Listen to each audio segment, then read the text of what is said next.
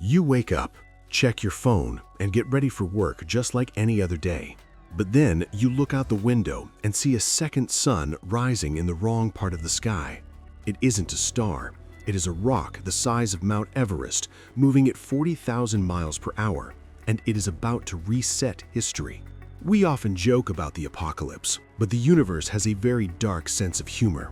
The dinosaurs ruled the Earth for 160 million years, and they were wiped out in a single afternoon.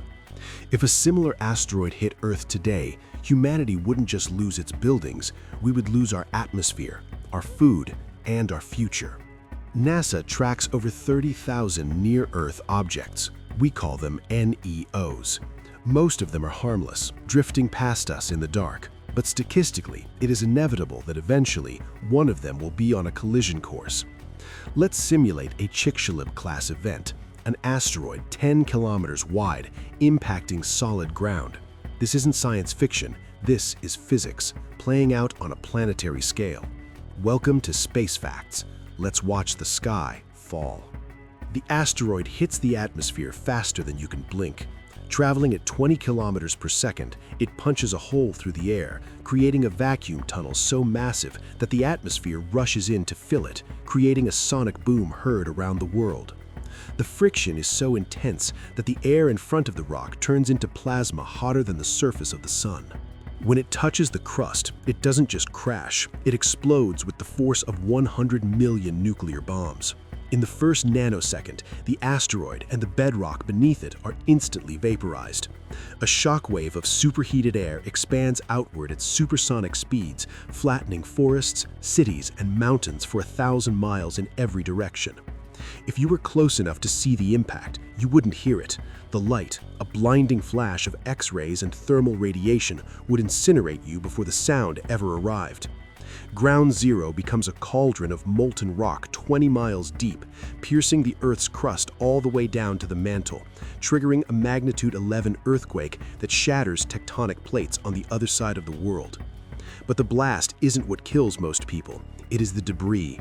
The impact launches trillions of tons of vaporized rock and dust back out into space, creating a massive ejecta curtain. But gravity is inescapable. This material doesn't stay in orbit. Within minutes, it begins to fall back to Earth, re-entering the atmosphere all over the globe. As these billions of tiny glass beads and rocks scream back through the sky, they burn up, transferring their kinetic energy into heat. This creates a phenomenon called a thermal pulse. The entire sky turns into a broiler, glowing red hot. For several hours, the global temperature spikes to hundreds of degrees Fahrenheit. Paper ignites spontaneously. Forests across the entire planet burst into flames simultaneously. If you are outside, you don't survive. The only survivors are those deep underground or in submarines. The Earth is effectively sterilized by a global firestorm that turns the surface into an oven. You are watching Space Facts, where we explore the universe's most terrifying scenarios. If you want to survive the next cosmic disaster, make sure you are subscribed to the channel so you never miss a simulation. Now, after the fire, comes the ice. Once the fires burn out, the silence falls. But the danger isn't over. The soot from the global forest fires, combined with the sulfur and dust from the impact, forms a thick, black aerosol blanket around the entire planet. The sun vanishes completely. Within weeks, global temperatures plummet by an average of 25 degrees Celsius. We enter an impact winter. Photosynthesis stops completely. Plants die, then the herbivores die, then the carnivores die.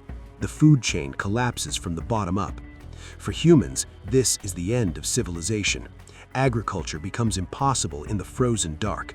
The oceans, absorbing massive amounts of carbon and sulfur from the impact, become intensely acidic, dissolving the shells of marine life and killing the phytoplankton that produce half our oxygen. We are left in a freezing, toxic world where food is a memory and the sun is a legend. It would take years, perhaps a decade, for the dust to settle and the sun to return. When it does, it shines on a different planet. The cities are gone, buried under ash. The climate is broken. Even worse, the chemical reactions from the blast would have stripped away the ozone layer. The returning sunlight would be blasted with high-energy ultraviolet radiation, burning anything that tries to grow.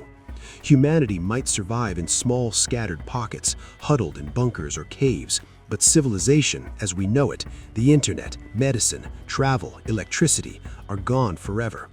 We would be reset to the Stone Age, scavenging the ruins of the world we built. The genetic diversity of the human race would be strangled by a massive population bottleneck.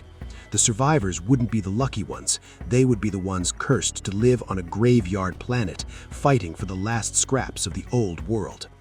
This terrifying scenario is why planetary defense is the most important insurance policy we have.